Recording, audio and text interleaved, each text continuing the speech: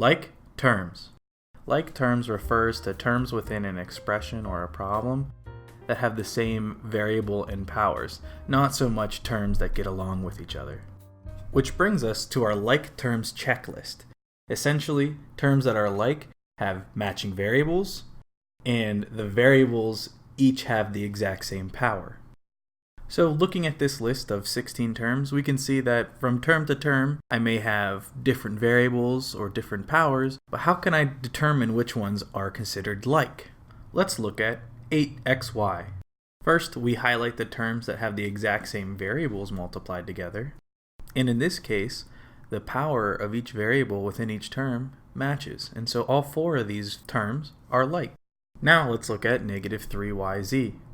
And we can quickly identify 5 other terms that have y and z as their variables. You might want to say that we have 6 like terms here, but if you look at 3y squared z and 2y squared z, you see that their powers of y do not match the rest, and so they must be classified as a different set of like terms.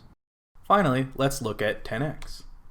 Once again, we can see that there are 5 other terms that have x as their variable, but also we see that 9x squared and 6x squared have x to the second power, and so once again, those ones must be reclassified as their own separate like terms. And so within our 16 terms, we have 6 different groups of like terms. Now let's work with an expression. The first thing you should do whenever you're trying to combine like terms is simply just classify the like terms in your problem. As you can see, going from the first step to the second step, all I did was highlight the different sets of like terms in different colors. An optional step would be to rewrite your expression so that all the like terms are next to each other. Finally, you add up the coefficients of each set of like terms, and you can simplify your problem. This is Joe, and thanks for spending some time with me.